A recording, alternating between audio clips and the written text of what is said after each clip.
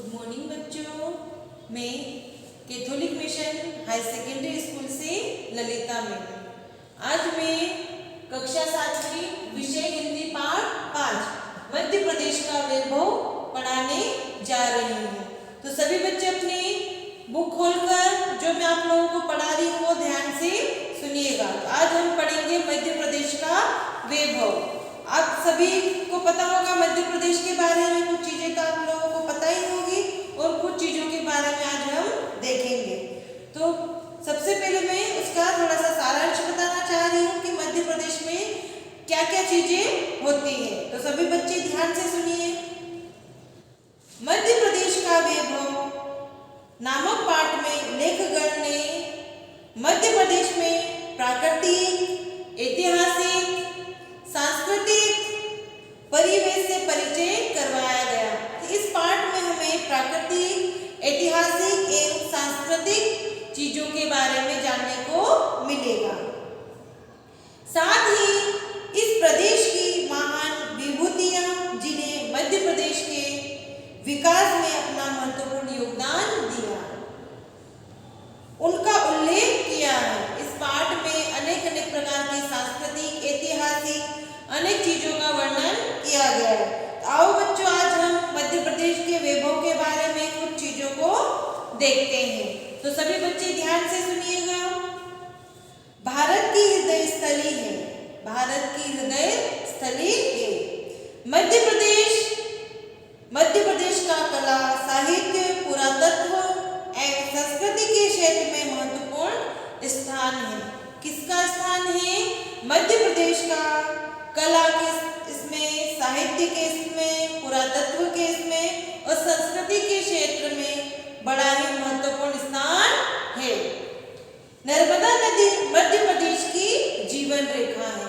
आप सभी को पता होगा कि जो नर्मदा नदी है वो हमारी मध्य प्रदेश की जीवन रेखा है। कभी भी क्वेश्चन आए कि मध्य प्रदेश की जीवन रेखा कौन सी नदी है, तो नर्मदा नदी। पुराणों में इसे मोक्षदायिनी कहा गया है। पुराणों में इसे क्या कहा गया है? मोक्षदायिनी। अमरकंटक से चलकर पश्चिम की ओर बहती हुई खंबात की खाड़ी गुजरात में मिलती है। ये नदी कहाँ से चलती है? अमरकंटक से चलकर पश्चिम की ओर बहती हुई। कभी क्वेश्चन आता है कि पश्चिम की, पूर्व से पश्चिम की ओर बहने वाली नदी कौन सी है? तो कौन सी नदी है? नर्मदा नदी, जो अमरकंटक से चलती हुई पश्चिम की ओर बहती हुई खंबात की खाड़ी गुजरात में मिलती है। भेड़ाघाट पर नर्मदा का जलप्रपात संगमरमर की चट्टानों के बीच धुआंधार के रूप में विख्यात है। काय के रूप में विख्यात है? धुआंधार के रूप में विख्यात है। इसके तट पर बसे नगर महेश्वर और ओंकारेश्वर। नर्मदा नदी के तट पर बसे शहर कौन से हैं? महेश्वर और ओंकारेश्वर। तीर्थ के रूप में प्रसिद्ध है। तीर्थ के रूप में मतलब यहाँ पर अनेक शहर के लोग, अनेक प्रकार के लोग यहाँ पर आकर तीर्थ यात्रा करते हैं। अन्य प्रमुख नदियां में सोन, केन, चंबल, बेतवा और ताप्ती भी अपने तटवासियों को स्नेह बांटती चलती हैं। राजा भोज की नगरी भोपाल मध्य प्रदेश की राजधानी है। जो राजा भोज की नगरी कहाँ पर है? भोपाल में। और भोपाल किसकी राजधानी है? मध्य प्रदेश की। तो हमारे मध्य प्रदेश की राजधानी भोपाल है और भोपाल में राजा भोज की नगरी स्थित है। आए समझ में? मध्य प्रदेश की राजधानी क्या है? भोपाल। और भोपाल में क्या स्थित है? राजा भोज की नगरी। इसे झीलों की नगरी के रूप में भी जाना जाता है। जो राजा भोज की नगरी है, इसे काय के रूप में जाना जाता है? झीलों की नगरी। भारत भवन, मानव संग्रहालय, बिड़ला मंदिर, ताज उल मस्जिद और राष्ट्रीय उद्यान, वन विहार भी यहाँ के दर्शनीय स्थल है। यहाँ क्या क्या है यहाँ पर? भारत भवन कहाँ पर है? भोपाल में। मानव संग्रहालय, कभी क्वेश्चन आया कि भारत भवन कहाँ स्थित है? तो भोपाल में। मानव संग्रहालय कहाँ स्थित है? तो भोपाल में। बिरला मंदिर कहाँ स्थित है? भोपाल में। ताज उल मसाजिद और राष्ट्रीय वन उद्यान, राष्ट्रीय जो हमारे राष्ट्रीय उद्यान होते हैं उसमें से हमारा जो एक राष्ट्रीय उद्यान है राष्ट्रीय वन उद्यान, वह भी भोपाल में स्थित है। वन विहार भी यहाँ के दर्शनीय स्थल है। यहाँ से 45 किलोमीटर दूर दक्षिण में स्थित भीमबेटका प्रसिद्ध गुफाएं। भोपाल में काय की गुफाएं हैं? भीमबेटका की गुफाएं भी भोपाल में स्थित है। यहाँ की गुफाएं मध्य पाषाणकालीन मानव इतिहास का वैभव संजोए हैं। सम्राट अशोक से संबंधित विदिशा में ऐतिहासिक महत्व रखने वाली नगरी है। सम्राट अशोक से संबंधित, आपने सम्राट अशोक का नाम तो सुना ही होगा, तो सम्राट अशोक से संबंधित विदिशा में ऐतिहासिक महत्व रखने वाली नगरी भी है।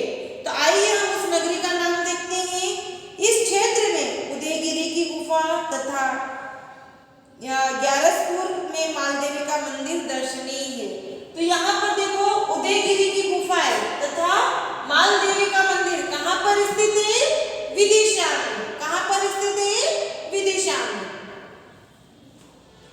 भोपाल से विदिशा के मध्य की रहित पहाड़ियां हैं जो बुद्ध स्तूपों की महानता का गुणगान करती है। किस किस के बीच?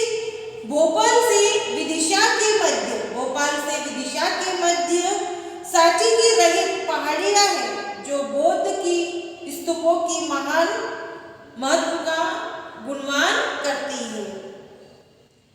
बौद्ध धर्म का पवित्र स्थान विश्व में अपना ऐतिहासिक महत्व रखता है। यहाँ के स्तूप बौद्ध धर्म के महान स्मारक हैं। स्तूपों के तोरण द्वारों पर कलात्मक नक्काशी तो देखते ही बनती है। सांची से 25 किलोमीटर दूर, सांची से 25 किलोमीटर दूर ऊंची पहाड़ी पर रायसेन का भव्य किला स्थित है। सांची से 25 किलोमीटर ऊंची पहाड़ियों पर क्या स्थित है? रायसेन का भव्य किला स्थित है। मुगल कालीन विख्यात अकबर ने नवरत्नों में एक अबुल फजल ने रायसेन की भव्यता का उल्लेख किया है। किसने उल्लेख किया है? रायसेन ने। अब्दुल फजल ने रायसेन की भव्यता का उल्लेख किया है। ग्वालियर अपने प्राचीन किले के लिए तो प्रसिद्ध है। ग्वालियर का नाम सुना होगा, तो ग्वालियर काय के लिए प्रसिद्ध है? प्राचीन किले के लिए प्रसिद्ध है। साथ ही यह स्थान महान संगीतज्ञ तानसेन बैजू बावरा की संगीत प्रतिस्पर्धा के लिए भी जाना जाता है। ग्वालियर जो क्या है? तानसेन और बैजू बावरा के संगीत की प्रतिस्पर्धा के लिए भी जाना जाता है। यहाँ पर तानसेन और वीरांगना झांसी की रानी लक्ष्मीबाई की समाधि स्थल भी है। तो यहाँ पर तानसेन और लक्ष्मीबाई की समाधि स्थल कहाँ पर है? ग्वालियर में। तो कभी क्वेश्चन आ गया कि झांसी की रानी की समाधि स्थल कहाँ पर है? तो कहाँ पर है? ग्वालियर में। मानसिंह तोमर द्वारा निर्मित गुजरी महल में स्थित शालबंदिका की प्रतिमा विश्व भर में प्रसिद्ध है। अशोकनगर जिले में स्थित चंदेरी नगर साड़ियों के अलावा ऊंचे किले, खूनी दरवाजा, चंदन उद्यान, तालाबों और बावड़ियों के लिए भी प्रसिद्ध है। तो जो अशोकनगर है चंदेरी साड़ियों के लिए तो प्रसिद्ध है ही, परंतु इसके अलावा यहाँ पर ऊंचे किले होते हैं, खूनी दरवाजा होता है और चंदन उद्यान तालाबों और बावड़ियों के लिए भी प्रसिद्ध है। संगीत प्रेमी बैजू बावरा की समाधि चंदेरी में ही है। जो संगीत प्रेमी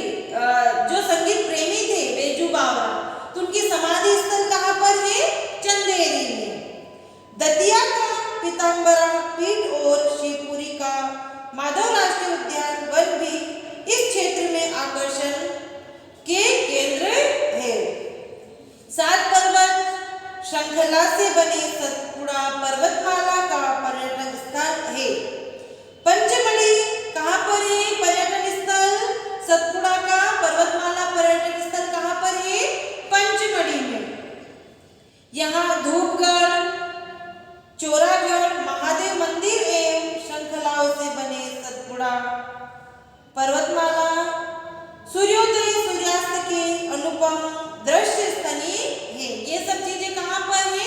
पंचमढ़ी में।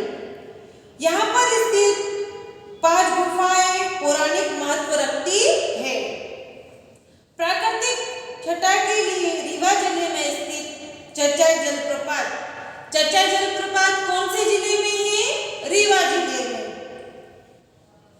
पर्यटकों को आकर्षित करता है। पवित्र मंदाकिनी तट पर निसर्ग की सुषमामयी भूमि है। कहाँ पर है? चित्रकूट में। पौराणिक महत्व का यह स्थल भरत मिलाप के लिए श्रद्धा का स्थल है।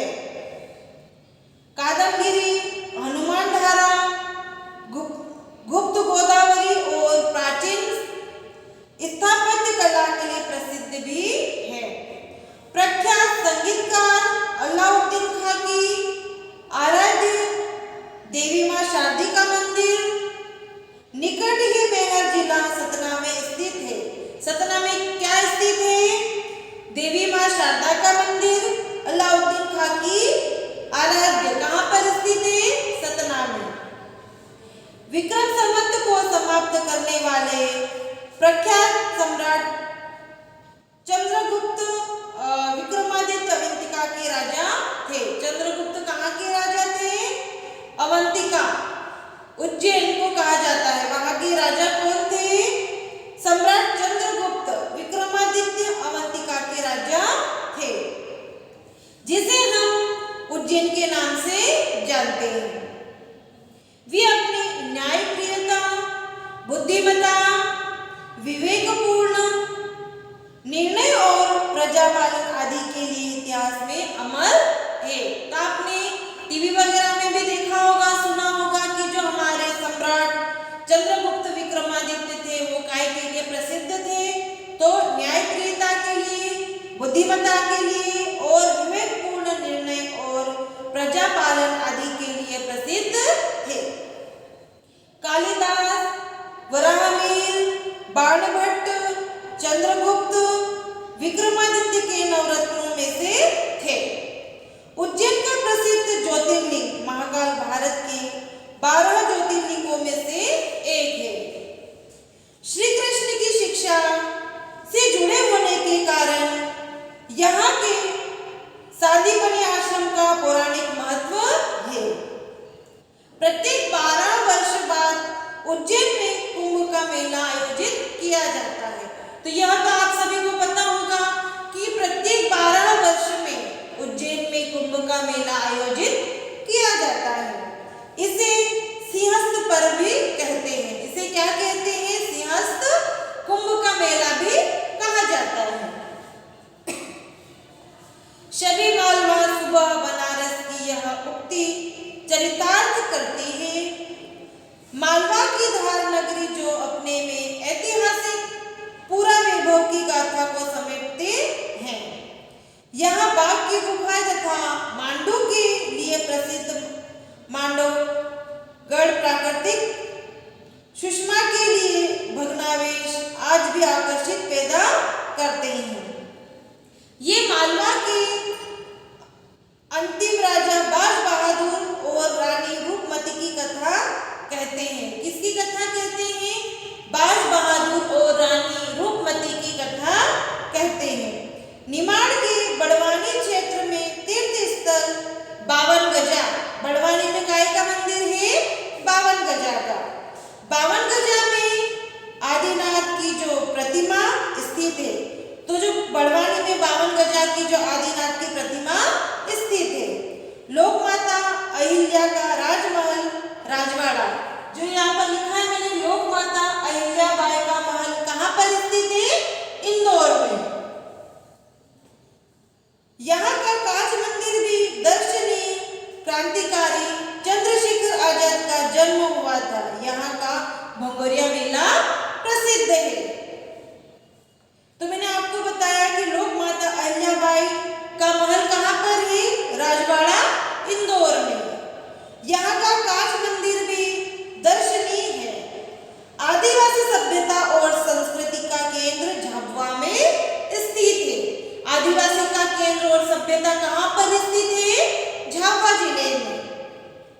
झाबुआ के भाभरा ग्राम में भारत के क्रांतिकारी चंद्रशेखर आजाद का जन्म हुआ था। अभी ये झाबुआ जिला से अलग अलीराजपुर जिला बन गया है। तो अब हम पढ़ेंगे कि यह कहाँ पर है। चंद्रशेखर आजाद की जन्मभूमि अलीराजपुर जिले के भाभरा गांव में। यहाँ का भंगोरिया मेला प्रसिद्ध है। यहाँ लोग आस्थाओं और विश्वासों से ईश्वरी की पोंगे जीवंत है। ये बुंदेली के सुप्रसिद्ध लोक कवि हैं। यहाँ के लोक नृत्य राय शेरो बंधावा जो अंतर्राष्ट्रीय मंचों पर धूम मचा चुके हैं। अल्लाह यहाँ का शौर्य गीत है। बुंदेलखंड की शान कहे जाने वाले महाराज छत्रसाल द्वारा छतरपुर नगरी बसाई गई। छतरपुर नगरी किसके द्वारा बसाई गई है? महाराजा छत्रसाल के द्वारा। प्रसिद्ध रीतिकालीन कवि पद्माकर, व्याकरणाचार्य पंडित कामता प्रसाद गुरु तथा सागर विश्वविद्यालय के संस्थापक डॉक्टर सर हरि गौर इसी बुंदेलखंड के गौरव है। डॉक्टर श्री हरि गौर सिंह का नाम तो सुना ही होगा आपने। पन्ना हीरा खानों तथा अनुपम वन संपदा के लिए विश्व में प्रसिद्ध है। विश्व प्रसिद्ध खजुराहो के मंदिर स्थापत्य कला के अनुपम उदाहरण है। चंदेल शासकों के कला गौरव की गाथा कहते हैं। मंदिर मूर्ति तथा कला की दृष्टि से अद्भुत है। बेतवा के तट पर बसा ओरछा। बेतवा के तट पर क्या बचा है? ओरछा। बुंदेल राजपूतों की राजधानी रही है। हिंदी के सुप्रसिद्ध कवि केशव की प्रसिद्ध कृति रामचंद्रिका का सृजन यही हुआ था। रामचंद्रिका का सृजन कहाँ हुआ था? ओरछा बुंदेलखंड में। कवि बिहारी का संबंध भी ओरछा से है। जो कवि बिहारी है उनका संबंध कैसे है? ओरछा से। यहाँ पर राम राजा का मंदिर अनुपम एवं दर्शनीय है। यहाँ पर किसका मंदिर है? राम राजा का मंदिर दर्शनीय है। भारत के राष्ट्रीय वन उद्यानों में सबसे अधिक वन उद्यान मध्य प्रदेश में है। हमारे यहाँ राष्ट्रीय उद्यान तो बहुत है, परंतु सर्वाधिक राष्ट्रीय उद्यान कहाँ पर है? हमारे मध्य प्रदेश में, जिनकी संख्या 9 है। भीमबेटका जैसे अनेक गुफाओं में आदि मानव द्वारा हजारों वर्ष पहले बनाए गए कंदराओं दीवारों पर आकर्षक चित्र उनकी इच्छा शक्ति और जिजीविषा के प्रतीक है। प्रदेश में हिंदी जहाँ शीर्ष पर मुकुट के रूप में शोभायान है, वहीं बुंदेली, मालवी, भीली, बघेली, निमाड़ी बोलियां इस मुकुट से जड़े गिनती होती हैं। अन्य भाषाएं भी इसका श्रृंखला करती है। वैसे हमारी मातृभाषा क्या है? हिंदी है, परंतु इसके अलावा भी हमारी अनेक भाषाएं होती हैं, जिनको अभी मैंने बताया आपको, जैसे कौन सी? बुंदेली है, मालवी है, भीली है, बघेली है, निमाड़ी, जो सब हिंदी भाषा से जुड़ी हुई है। प्रदेश में गणेश उत्सव, दुर्गा पूजा, विजयादशमी और दीपावली के साथ साथ सद्भाव और भाईचारे के प्रतीक पर्व होली, ईद, क्रिसमस उत्साह से मनाए जाते हैं। हमारे मध्य प्रदेश में अनेक प्रकार के त्योहार मनाए जाते हैं, जैसे गणेश उत्सव होता है, दुर्गा पूजा होती है, विजयादशमी आती है, और इसके साथ साथ प्रतीक पर्व जैसे होली, ईद, क्रिसमस, अनेक प्रकार के त्योहार हमारे मध्य प्रदेश में मनाए जाते हैं। मानवीय मूल्यों को समाज में स्थापित करने में इनका महत्वपूर्ण योगदान अपनी खुशियों को प्रदर्शित करता है। खुशियों से सम्मिलित होने का नियंत्रण देते लोक नृत्य, बधावा, ढिमरियाई पैरों को थिरकने के लिए विवश कर देता है। समाज में सामुदायिकता, सहयोग के संदेश के लिए ढोला मारो, मार